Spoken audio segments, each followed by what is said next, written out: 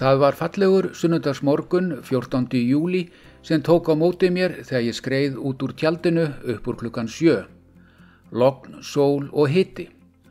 Og skýin sem höfðu verið að leika við fjallstoppana undanfarna 2 daga voru nú hvergi sjáanleg, svo fjallasýnin var eins góð og hún getur orðið.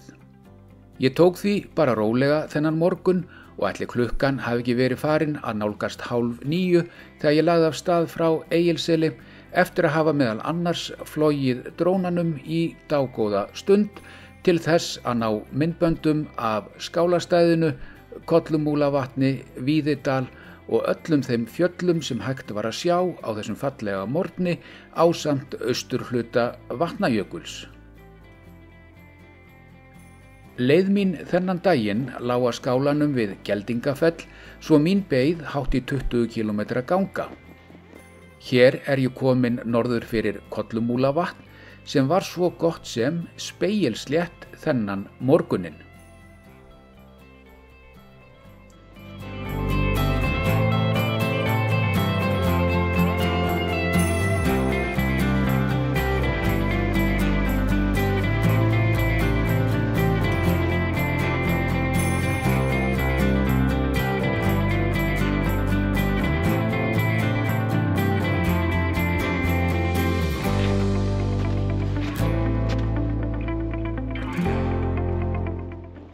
Þá klukkan 10:10, rétt yfir 3,3 km að baki.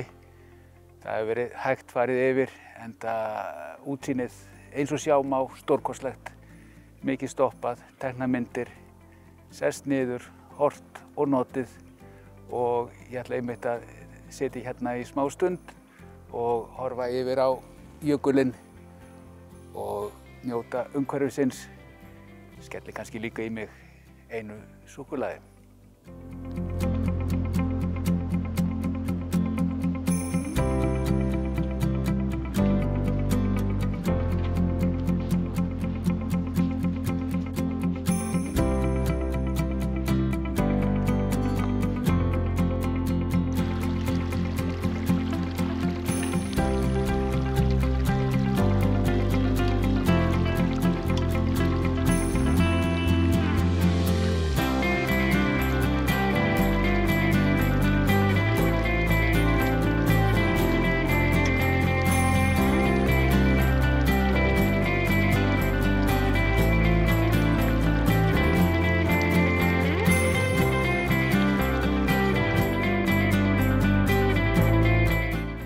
Þá klukkan rétt yfir 11, 5 km að baki og ég hérna í 915 metra hæð eða þar bil og það hér sem gönguleiðin liggur hæst í dag.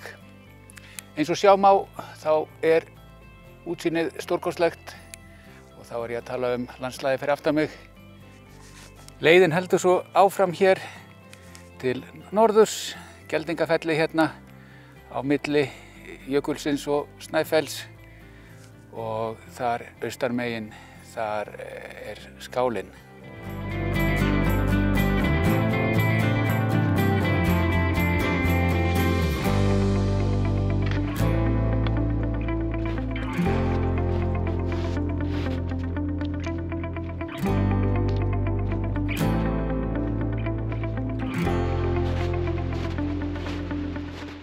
Á þessari gönguleið voru 2 ár sem ég þurfti að vaða og hér ég komin að fyrri þeirra. Nefnist hún Vesturdalsá og rennur hún úr Fremstavatni niður í Vesturdal. Eins og hér má sjá nær hún upp að Njám þar sem hún dýpst á þessum stað. Og þó það sé alveg ágætur straumur í henni hann ekki það mikill að einhver hætta stafi af. Annars var nokkuð ofar við þennan stað snjóbrú eða snjóloft en ég var ekkert að freistast til þess að fara yfir ána á því enda hætta á að það sé varasamt þegar farið að líða á sumarið. Það annars ekki öll vitleysan eins sem að leggur á sig fyrir myndatökuna. Hér var GoPro-vélin skilin eftir svo ég þurfti að fara þrisvar yfir ána. einu sinni fyrir myndatökuna og tvisvar fyrir GoPro-vélina. Hér ég kominn yfir ána og horfi yfir hluta þeirra leiðar sem lögð hafði verið að baki þennan daginn. Þarna má meðal annars sjá Jökulárdalinn og Kollumúla það bil fyrir miðju. Síðan kemur eitt myndband hér þar sem aðdráttarlinsa notuð til þess að sýna hvar jökuláin fellur niður nokkuð veglegan foss í Vesturdal. Þá klukkan að verða 1:30 og næstum 10 kilometrar að baki. Ég held að sé tímabært að fara að sitjast niður í hádegismat og ég held að fallegri stað sé varla hægt að hugsa sér. Þannig að nú bara að koma sér fyrir, sjóða vatn og næra sig. Já, það var svo sannarlega fallegur staður sem ég fékk fyrir hádegismat. Þegar ég var búinn að sjóða vatn með kjötkrafti í, sem mér finnst bæði gott og gefandi, og hella því svo saman við þurrmatinn og hræra vel í, gafst mér tími til þess að horfa yfir á Vesturdalsjökul en undan honum rennur Jökulsá í Lóni. Þar á hún sem sagt upptök sín. Og hér má einmitt sjá hvar hún kemur undan jöklinum í öllu sínu veldi.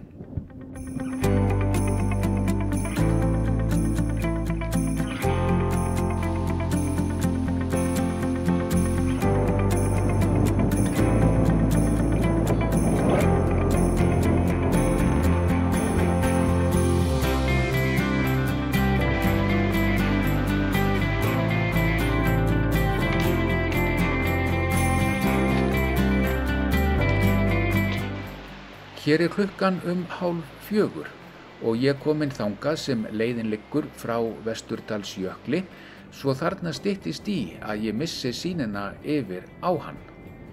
Mér fannst því tilvalið að senda drónan á loft til þess að taka nokkrar myndir og myndbönd af jöklinum, ánni og dalnum.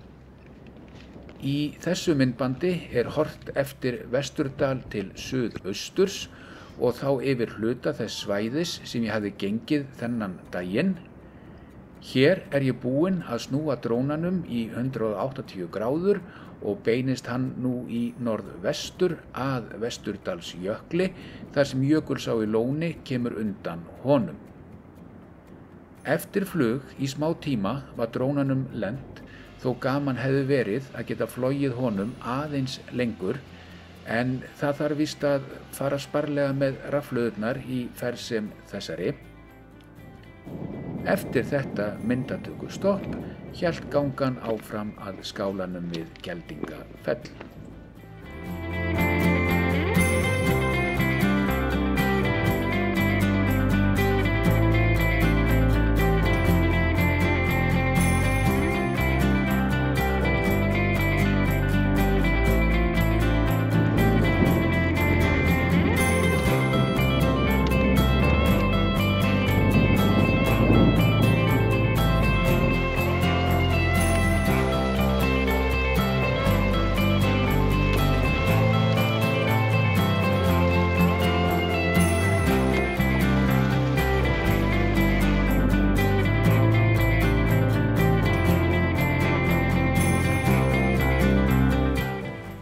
Þá klukkan korter í 7 og rétt yfir 19 kilometrar að baki í dag.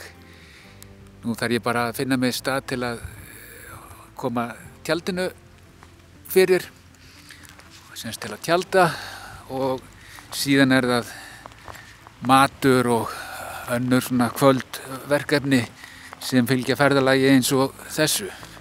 Sækja vatnið og allt þetta. En já, gott að vera komin hingað í skálan eftir frábæran dag, en það hefur verið hægt farið yfir, margt að staldra við, margt að skoða, margt að sjá, taka myndir. En já, koma upp tjaldinu, það verkefni númer 1. Þá tjaldið komið upp hér við Geldingafell á fallegu sunnudagskvöldi. Aldamesskan komin af stað. pastað komið í pottinn og kraumar þar. Fallegur dagur í dag. Þetta voru 19,5 kílómetri, eða svona það bil sem voru lagðir að baki. Það vantaði ekki upp á útsýnið og ekki yfir því að kvarta og bara vonandi að morgundagurinn verði eins góður og þessi. En já, það best að leyfa pastanu að malla þarna og allir þurfi ekki að hræra aðeins í, svo þetta brennir nú ekkert við í botnum.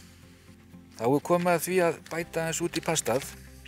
Ég fann þetta í einn ágætri verslun og þetta hentar vel í útileguna þar sem þetta þarf ekki að vera í kæli eða eitthvað slíkt. Þetta má vera upp í 22 gráðu hita. Og svo er bara að koma þessu hérna sama við.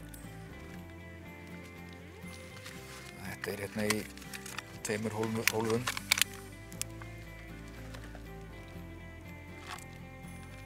Þetta eykur aðeins næringargildið í máltíðinni.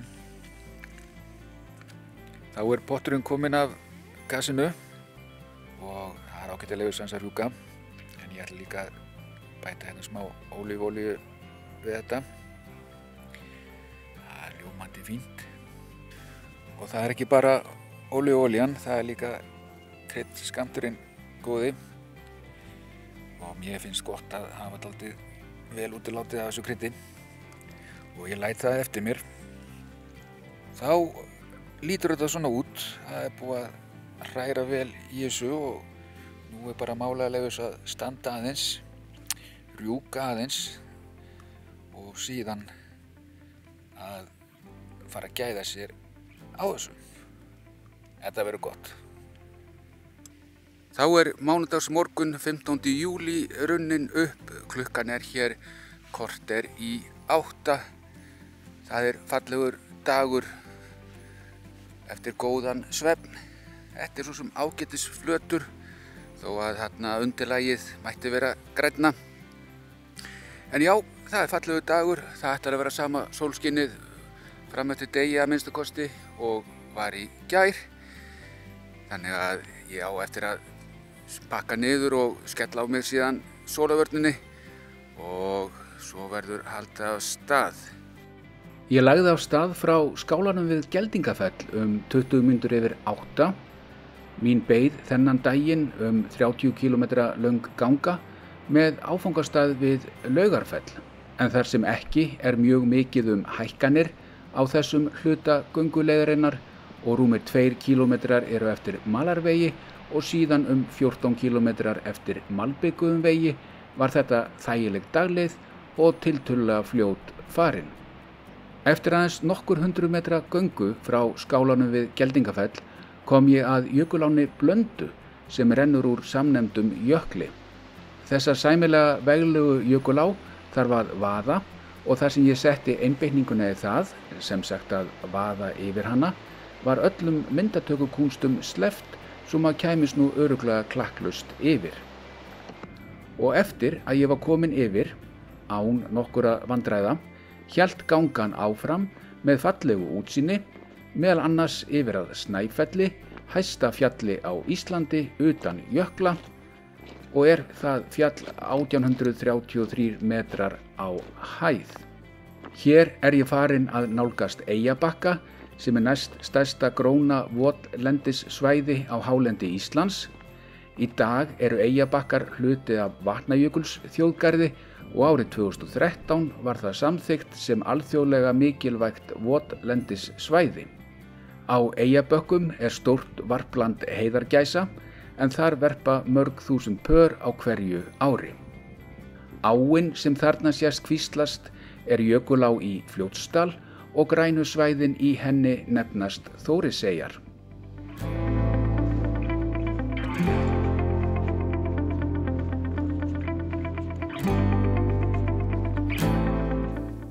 Þá er klukkan 10:12, 8,5 km að baki og ég er sestur hér niður til að fá mér súkkulaði og vatnssopa. Hér er útsýnið upp á 10. Leiðin heldur áfram að gleðja augun.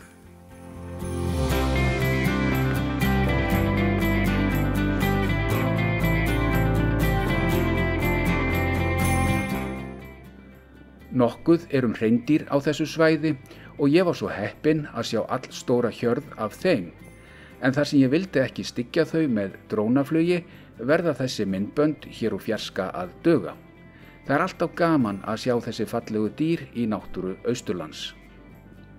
Á sama stað og ég sá hreindýrin sá ég líka þennan fallega snjótilling sem búinn var að næla sér í æti fyrir ungana sína.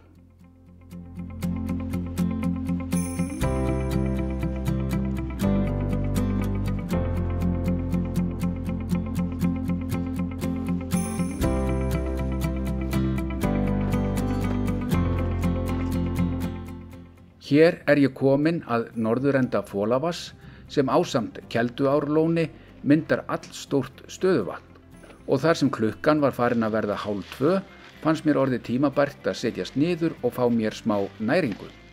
Eins og í öðrum hádegishlíum á þessari göngu varð einfaldur en góður þurrmatur fyrir valinu. Eftir að hafa matast og síðan tekið góðan afslöppunartíma þar sem sólarveðursins og útsýnisins var notið, hélt gangan áfram.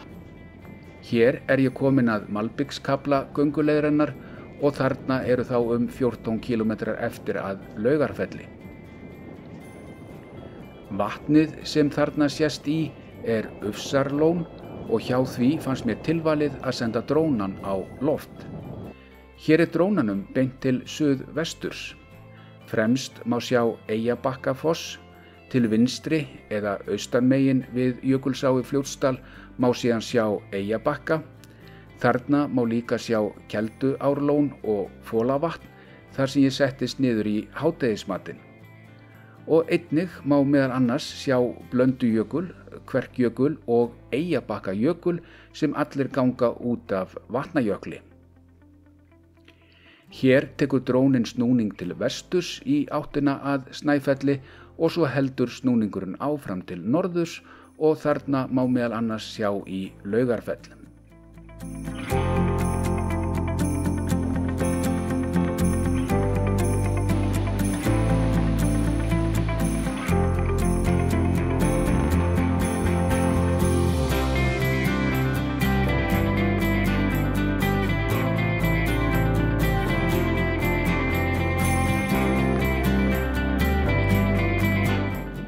Þá klukkan rétt yfir 7 hér á þessu mánudagskvöldi og rétt yfir 30 kilometrar eða 30 kilometrar að baki. Ég komi hér að Laugarfelli og hér ætla ég að tjalda í nótt og hafa það gott.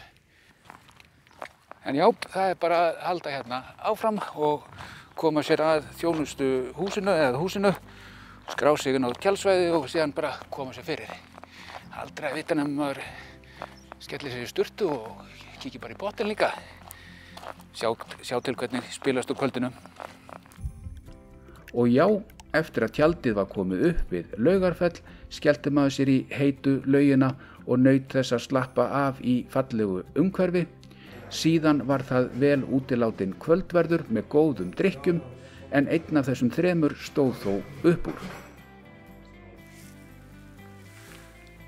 Þá þriðjudagsmorgun 16. júlí runnin upp. Klukkan hér rétt yfir 8. Ég að yfirgefa Laugarfell. Það þoka og var í mest alla nótt. En annars ágætis veður. Sæmilega bara hlýtt og hægur vindur.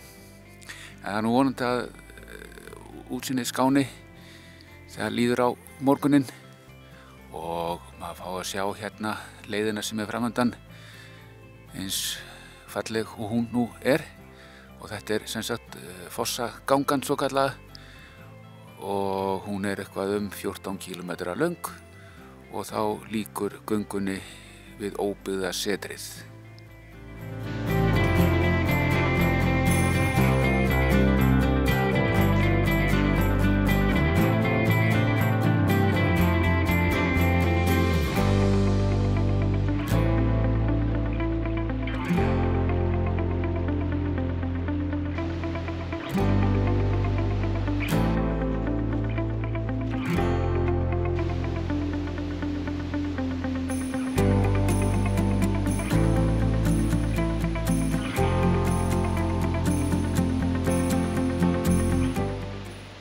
Fyrstu kílómetrarnir af fossagöngunni voru í þoku, en það átti eftir að létta til þegar líða fór á morguninn.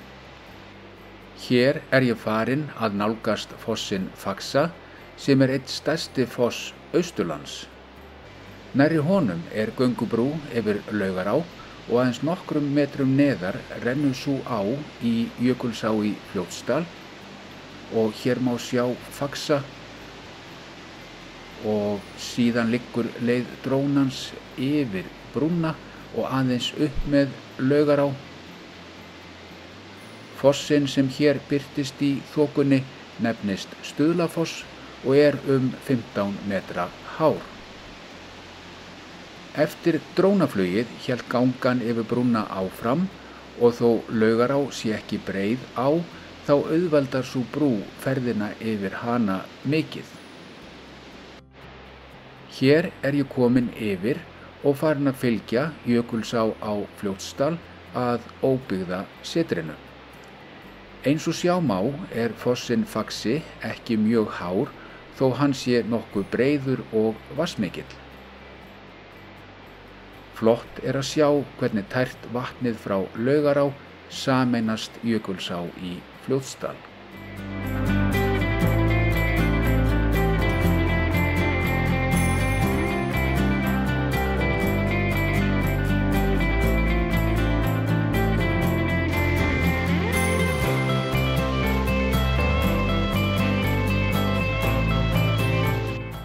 Þá klukkan 20 mínútur yfir 10, rétt yfir 5 kílómetrar að baki og sólin svona næstum því farin að láta sjá sig. Þokan sem var alls ráðandi hér í morgun, hún hefur hopað. Það sést þarna glitta aðeins í Snæfellið. En já, þetta flott og skemmtileg ganga, fossagangan, og hún heldur hér áfram.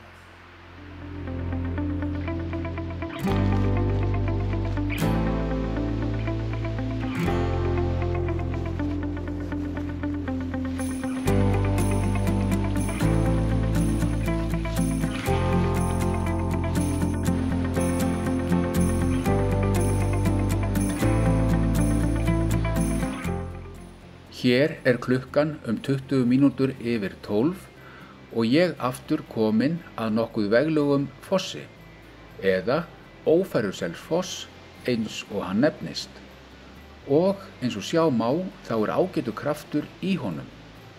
En það þó með þennan foss eins og aðra í Jökulsá í Fljótsdal að vatnsmagn hans ræðst af vatnsmagni jökulárinnar sem stýrt af Ufsarstíflu sem telst til Kárahnjúkavirkjunar. Eftir stutt stopp við þennan fallega foss hélt gangan áfram og hér 6,5 kílómetri eftir að óbyggða setrinu og því farið að styttast í göngulok.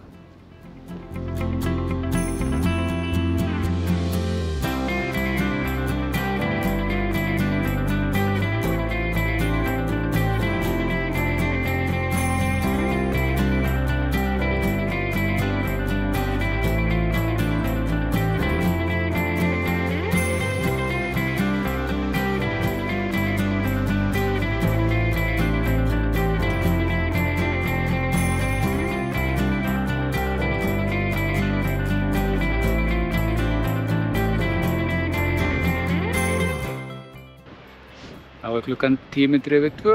Ég kominn hér á óbyggðasetrinu, 15,5 kílómetra ganga, fossagangan. Henni þá lokið og ekki bara fossgöngunni. Þessu 5 daga gönguævintýri sem hófst í Lóninu við Smiðjunes á föstudaginn, að því þá einnig lokið. Ansi góð ganga, ég held að sé alveg óhætt að segja, eitt fallegasta svæði Íslands.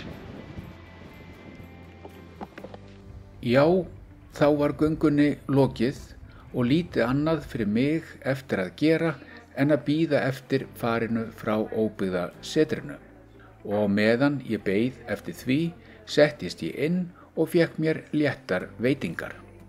Að lokum þetta svæði, Lónsöræfin, fossagangan og bara svæðið austan Vatnajökuls mun ég heimsækja aftur. Vonandi fyrr en síðar.